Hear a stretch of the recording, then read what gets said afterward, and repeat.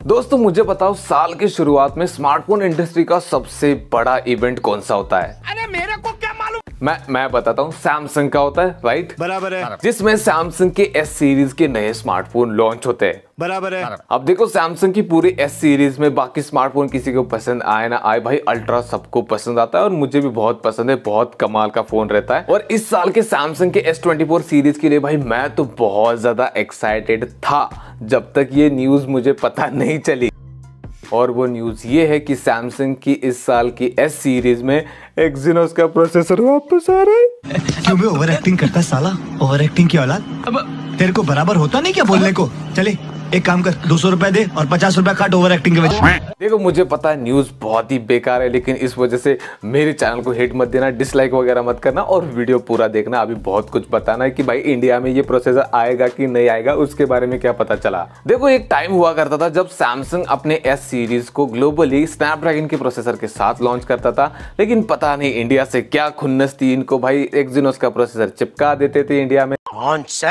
फिर चाहे वो एस सीरीज हो या फिर इनकी नोट सीरीज हो, फिर आगे जाकर वो दिन आया जब नोट सीरीज को इन्होंने डिसकंटिन्यू कर दिया या फिर एस सीरीज के साथ मर्ज किया, पता नहीं क्या हुआ, क्योंकि इनका अल्ट्रा स्मार्टफोन तो नोट सीरीज का स्मार्टफोन ही लगता है। और उसी के बाद ही भाई हम इंडियंस की किस्मत का तारा चमका और हमें इंडियन वेरिएंट में भी एक्सिनोस की जगह स्नैपड्रैगन का प्रोसेसर देखने को मिला। देखो सैमसंग की एस सीरीज सबसे कमाल की सीरीज रही है हमेशा, लेकिन उसमें एक सबसे बड़ी प्रॉब्लम थी एक्सिनोस का प्रोसेसर, खास करके इंडिया में। लेकिन वो कमी भी दूर हुई और हमें स्नैपड्रैगन का प्रोसेसर मिल गया फाइनली इंडियन वेरिएंट में। तब भाई हम बहुत खुश थे, हर तरफ एकदम खुशियों का माहौल छाया हुआ था, जब तक ये न्यूज नहीं आई कि भाई एक्सिनोस का प्रोसेसर फिर से वापस आ रहा है। तो न्यूज ये निकल कर आ रही है कि जो सैमसंग की S24 सीरीज इस साल लॉन्च हो रही है, कुछ जनवरी 17 को बताया जा रहा है, 17 जनवरी को, उसमें जो अल्ट्रा होगा, मतलब S24 अल्ट्रा, उसमें कंटिन्यू रहेगा स्नैपड्रैगन का प्रोसेसर, 8 Gen 3 आएगा।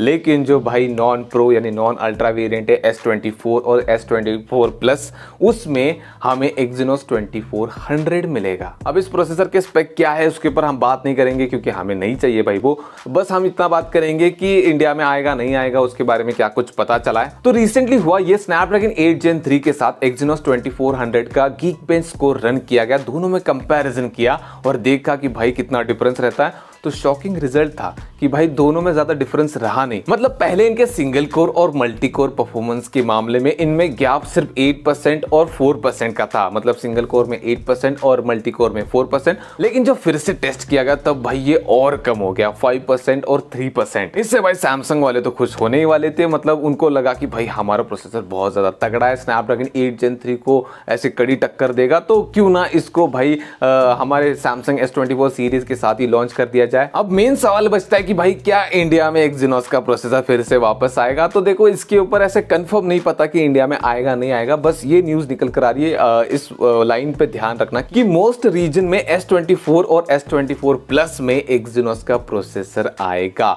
मोस्ट रीजन मतलब भाई बहुत सारी कंट्रीज में आएगा, अब उसमें इंडिया भी हो सकता है। और अगर ऐसा हुआ, वो चूना लगा दिया।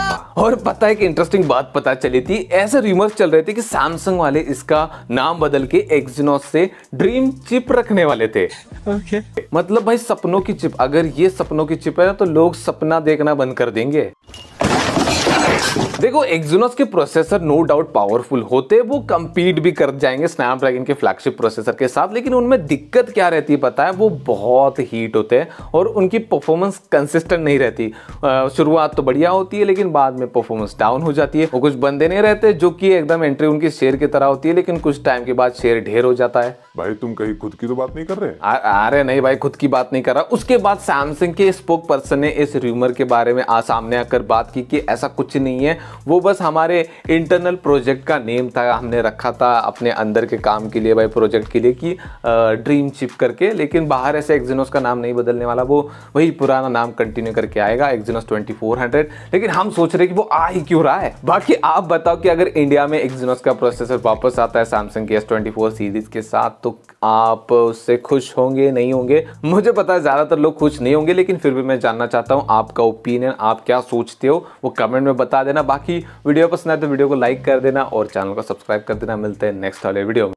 आओ हम सब मिलकर दुआ करते हैं कि भाई इंडिया में एक्सिनोस का प्रोसेसर नहीं आए।